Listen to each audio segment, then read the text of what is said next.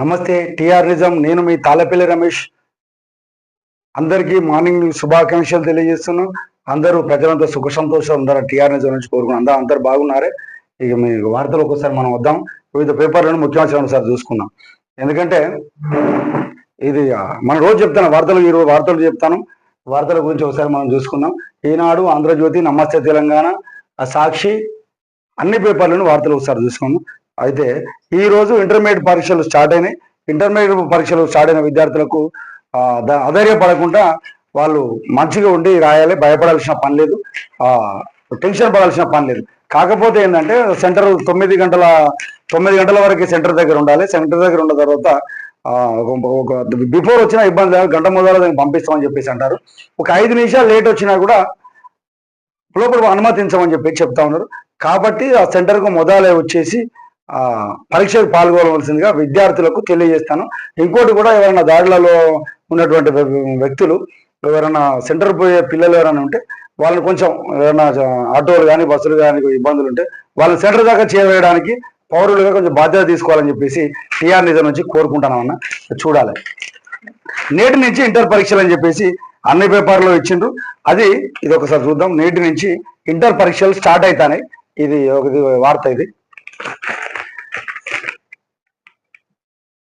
9 గంటలకి 9 గంటల 5 నిమిషాల తర్వాత నో ఎంట్రీ అట.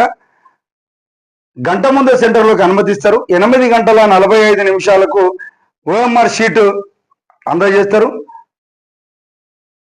మొత్తం 1532 పరీక్ష కేంద్రాలు ఏర్పాటైనాయి. ప్రతి దగ్గర సీసీ కెమెరాల్లో నిఘా నేత్రంతో ఎగ్జామ్ సెంటర్ ఉంటుందని చెప్పేసి అంటారు. ఏర్పాట్లు ఏ విధంగా ఉన్నాయంటే, కంట్రోల్ కమాండ్ సెంటర్లో ప్రత్యేకంగా స్మార్ట్ నిఘాను పెడుతున్నారు. 45 పరీక్ష కేంద్రాలకు ఒక బృందం చేత నిఘా ఏర్పాట్లు చేస్తారు. పరీక్ష కేంద్రం వద్ద 100 మీటర్ల దూరంలో బిఎస్ఎన్ అంటే 144 సెక్షన్ అమల్లో ఉంటుంది. పోలీసు బందోబస్తు కూడా ఉంటుంది. హాల్ టికెట్ లేకుండా విద్యార్థులు పరీక్షకు అనుమతించరు. కాబట్టి హాల్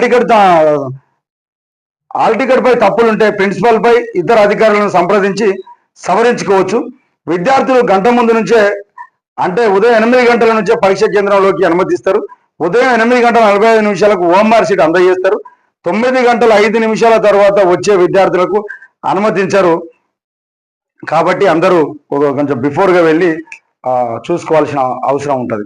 ఇంకోటి, నిన్న మన ముఖ్యమంత్రి గారు దానికి సంబంధించినటువంటి మంత్రి ఉత్తమ్ కుమార్ రెడ్డి కేంద్ర మంత్రులను కలిసిండ్రు. అక్కడ ప్రహ్లాద్ జోషిని ముఖ్యమంత్రి వాళ్ళ ఇంట్లో కలిసిండు. ప్రహ్లాద్ జోషి ఇంట్లో కలిసిండు. మాకు 1870 కోట్ల బాకీలు ఉన్నాయి, కొంచెం తొందరగా ఏర్పాటు చేయండి అని చెప్పేసి వినతి ఇచ్చిండు. ఇది అన్ని పేపర్లలో రాసిండ్రు. 1891 కోట్ల బకాయిలు ఉన్నాయి, అది మాకు అందించాలని చెప్పేసి అన్నారు. అందులో ఆహార భద్రత 2014-2015 ఖరీఫ్ కాలంలో తెలంగాణ ప్రభుత్వం సరఫరా చేసిన బియ్యానికి సంబంధించి చెల్లింపులను 1468.94 కోట్లు బకాయిలు వెంటనే విడుదల చేయాలని ముఖ్యమంత్రి రేవంత్ రెడ్డి ఆహార పౌర సరఫరా శాఖ మంత్రి ప్రహ్లాద్ జోషికి విజ్ఞప్తి చేసిండ్రు. మంత్రి ఉత్తమ్ కుమార్ రెడ్డితో కలిసి ఆయన మంగళవారం ఆయన మంత్రిని కలిసిండ్రు. 2014-15లో అదనపు లేవీ సేకరణకు సంబంధించిన మొత్తాన్ని రాష్ట్ర ప్రభుత్వం భరించింది. కాబట్టి ఆ బకాయిలను కూడా మీరు విడుదల చేయాలని చెప్పేసి ఆయన కోరిండ్రు. ఇంకోటి, సిఎంఆర్ డెలివరీ సమయం పొడిగించండి. 14,000 మెగావాట్ల సోలార్ విద్యుత్ ఉత్పత్తికి అనుమతులను పునరుద్ధరించండి అని చెప్పేసి కేంద్ర మంత్రి ప్రహ్లాద్ జోషికి సీఎం రేవంత్ రెడ్డి వినతి పత్రం సమర్పించిండు అనేది ఇచ్చిండు. ఏమైనా బాకీలు ఉంటే మాత్రం చేయండి, ఈ రాష్ట్రానికి అన్ని విధాలుగా బాగుంటుందని చెప్పేసి నిన్న బృందం వాళ్ళు కలిసి విన్నవించుకున్నారు. ఇది చాలా రోజుల నుంచి జరుగుతూ ఉన్నది. ఈ అన్ని పేపర్లలో చూస్తాను. ఎందుకంటే ఇదొక్క కాంగ్రెస్ ఉన్న రేవంత్ రెడ్డి ప్రభుత్వం కాదు, గత ప్రభుత్వాల నుంచి కూడా ఇది వేధిస్తుంది. జనాలను కూడా ఇబ్బందులు పెడతాను. ఎందుకంటే పార్టీ ఫిరాయింపుల వ్యవస్థ. ఎందుకంటే ఒక పార్టీ బీఫామ్ మీద గెలిచి ఇంకో పార్టీ, ఏ పార్టీ అధికారంలో ఉంటే అందులోకి ఈజీగా బదిలైపోతున్నారు. కాబట్టి ఇది ఫిరాయింపుల కింద వస్తుంది. కాబట్టి వాళ్ళ చర్యలు తీసుకోవాలని చెప్పేసి టిఆర్ఎస్ పార్టీ వాళ్ళు హైకోర్టులో పిల్ దాఖలు చేసిండ్రు. దానికి సంబంధించి అన్ని పేపర్లలో ఉన్నది, అన్ని పేపర్లలో అది రాసిండ్రు. కాబట్టి అది స్పీకర్ వద్ద విచారణ ప్రక్రియ అంతు లేకుండా సాగాల ప్రజాస్వామ్య సూత్రాలు ఏం కావాలి? ఎమ్మెల్యే అనర్హత పిటిషన్ పై సుప్రీంకోర్టు ధర్మశాసనం వ్యాఖ్య. తెలంగాణ శాసన సభాపతి సహా ప్రతివాదులకు నోటీసులను జారీ చేసి తదుపరి విచారణ 25కు వాయిదా వేసింది. వాస్తవానికి ఏంటంటే ఇది స్పీకర్ దగ్గర ఉన్నది, స్పీకర్ ద్వారా నిర్ణయం తీసుకోవాలి అని చెప్పేసి అది వార్త ఇచ్చిండు. ఇది అన్ని పేపర్లలో ఒక వార్త కాబట్టి ఆ స్పీకర్కే నోటీసులు అందించింది కాబట్టి ఆ స్పీకరు బాధ్యత వహించి తీసుకోవాలని చెప్పేసి అంటాడు. ఆ ఎమ్మెల్యేలపై అనర్హత కేసు ప్రతి అంశం ఆపరేషన్ సక్సెస్, పేషెంట్ మృతి అన్నట్లుగా ఉండకూడదు. ప్రతి అంశము ఆపరేషన్, హాస్పిటల్ పోతే ఆపరేషన్ సక్సెస్ అయిందా కాలేదా అనే విధంగా ఉండొద్దు. కాబట్టి ఈ ఫిరాయింపు అనర్హత నిర్ణయం ఎమ్మడ తీసుకోవాలి. సముచిత సమయం అంటే ఇప్పుడు మీకు సమయం కావాలంటే ఈ 5 ఏళ్ల పదవిగా అయిపోవాలన్నా, కాబట్టి తొందరగా నిర్ణయం తీసుకోవాలి. ఈ ప్రక్రియ నిరంతరం కొనసాగాలన్నా. ఇప్పుడు ప్రజాస్వామ్య సూత్రాలకు విలువ ఏంటి, ప్రజలు చట్టం ఎటువంటి నిర్ణయం తీసుకుంటున్నారు అని చెప్పేసి మాత్రమే చూస్తున్నారు. ఈ నిర్ణయం ఎటువంటి ప్రభావం చూపుతుందన్న దానిపై ఆసక్తి కలిగి ఉన్నారు. ఈ కేసులో ప్రతివాదులకు అధికారికంగా ఫార్మల్ నోటీస్ అందజేశారు కాబట్టి జవాబు ఇవ్వలేకపోయామన్నారు. వారి అభ్యంతరం సాంకేతిక పరమైంది అన్న సందేహం లేదు. సహజ న్యాయ సూత్రాలను అనుసరించకుండా పిటిషన్ పై నిర్ణయం తీసుకున్నారంటూ తర్వాత అభ్యంతరాలు వ్యక్తం కాకూడదు. అందువల్ల ప్రతివాదులందరికీ అధికారికంగా నోటీసులు జారీ చేశాం అని చెప్పేసి ఇది జరుగుతూ ఉన్నది. ఎందుకంటే ఇది తొందరగా తీసుకోవాలి, నిర్ణయం కంపల్సరీగా తీసుకోవాల్సిన అవసరం ఉంటుంది. ఎందుకంటే పార్టీ ఫిరాయింపులు అనేది చాలా ఇబ్బందులు జరుగుతాయి. ఎందుకంటే ఒక పార్టీ నుంచి గెలిచి ఇంకో పార్టీకి పోతా ఉన్నారు అంటే అక్కడ ఉన్నటువంటి కార్యకర్తల మనోభావాలను, ఇక్కడ ఉన్నటువంటి ప్రజల యొక్క మనోభావాలను దెబ్బతీసుకుంటా వీళ్ళు ఏదైతే అధికారంలో ఉన్నో అధికారాన్ని కొమ్ము కాసినట్టుగా వివరిస్తున్నారు. కాబట్టి ఇది తొందరగా చర్య తీసుకోవాలని చెప్పేసి కోరుకుంటున్నారు. అందులో హైకోర్టు రిజిస్టర్ ద్వారా జారీ చేశామన్న ధర్మశాసనం.